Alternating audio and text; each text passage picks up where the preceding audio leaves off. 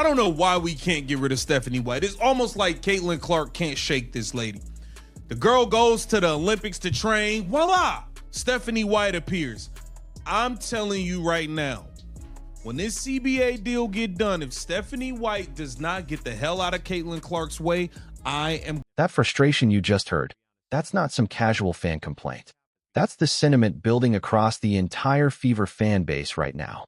Stephanie White just completed her first season as Indiana's head coach, and already there's a growing divide between what the organization wants and what the fans are demanding.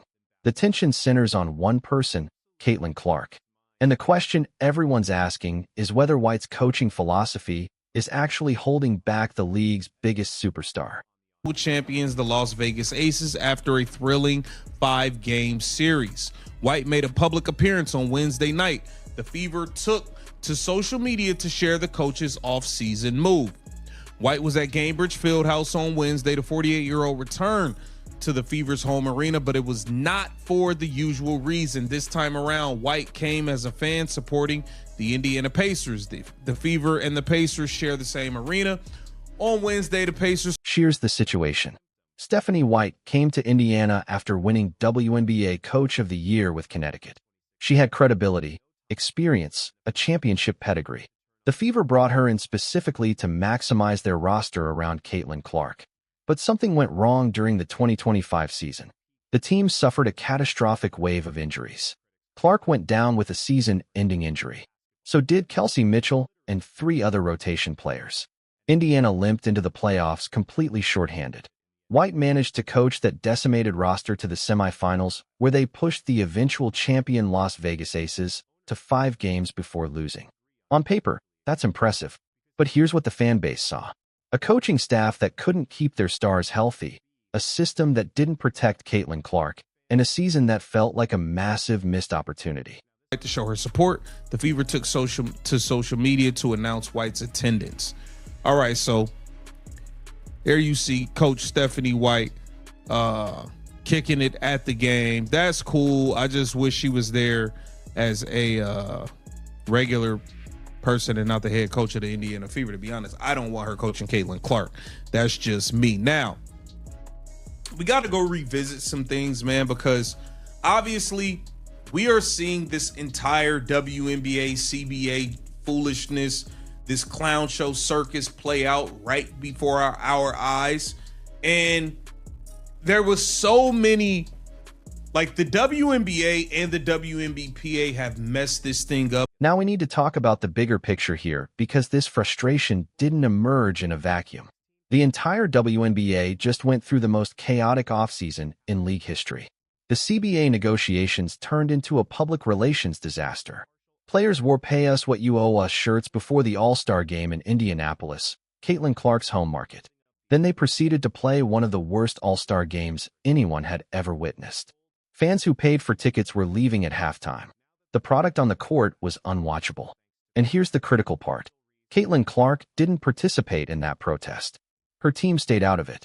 They didn't wear the shirts, didn't join the public pressure campaign that created an immediate divide between Clark and the rest of the league. Some players saw it as betray. Others understood she was in an impossible position. But the optics were clear. The WNBA's biggest star wasn't on board with the players' union strategy. Women. And now you look, all the other women are playing an Unrivaled and nobody's watching. Like, y'all were so focused on trying to prove that it's everybody else rather than just being honest and like acknowledging, yo, it's just Caitlin Clark that's pushing this thing, but she is helping everybody see how awesome some of the other players are. But y'all wanted it to be about everybody else, and that's just couldn't be far from the truth. Now, you know, we got to revisit some things. Doug Gottlieb was talking about, you know, the WNBPA seems very entitled. I know you saw their response, the letter they wrote. They put the rat in front of the New York City NBA office and all of this stuff. And I think they forget that, yo. The Doug Gottlieb nailed the fundamental problem here. The WNBA had lightning in a bottle. They had Caitlin Clark generating unprecedented attention, selling out arenas, driving television ratings to levels the league had never seen. And instead of capitalizing on that momentum, instead of building the product around what was clearly working, the league and the Players Association picked a fight over money at the exact wrong time. The timing was catastrophic. You've got dysfunction in other major sports leagues creating opportunities for the WNBA to grab market share. You've got Indiana selling out Gainbridge Fieldhouse for regular season games because of Clark. You've got a legitimate basketball culture in that state that was finally embracing the WNBA, and then the All-Star Weekend happens, and it's a complete embarrassment. Stuff, man. WNBA owners have been taking L's year after year after year, and y'all have been getting whatever y'all been getting, but it just kind of seems like a lot of entitlement, man. Let's give a listen to this. So let me get this straight, okay? The WNBA has this new superstar, okay? It's new superstar. And they have a chance with all of the dysfunctions in other sports to capitalize on the momentum of the sport. And over the weekend in Indianapolis, where one, Caitlin Clark owns that town, two, they've been selling out the Pacers Arena for WNBA games. And there's a tremendous basketball fan base in general being in the state of Indiana. They came out in the court with T-shirts saying, "Pay us what you owe us," and Caitlin Clark didn't play, and then they played a worse version of the NBA All-Star Game, which everybody... This is where the entitlement issue comes into focus. WNBA team owners have been losing money for decades.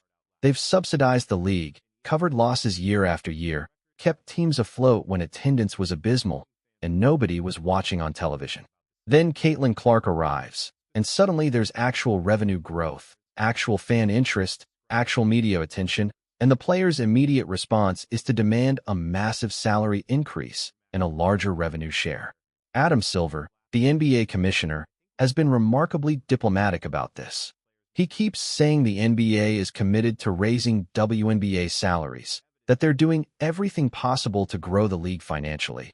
But he's also been clear the revenue-sharing demands aren't realistic right now. The WNBA still isn't profitable. The league sent 3 comprehensive offers to the Players Association. The union rejected all of them, and now the WNBA has stopped negotiating.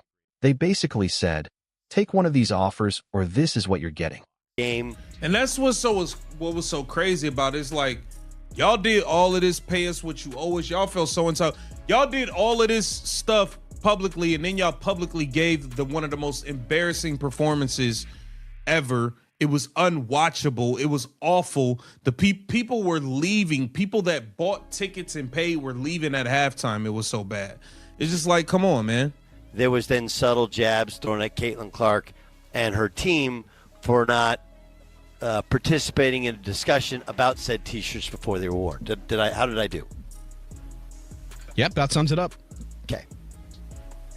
So what's going to happen is at some point, even with Caitlin Clark, but the rest of the league is going to run into hey, we're back in that same predicament of not only people not caring, but people actually pushing it away.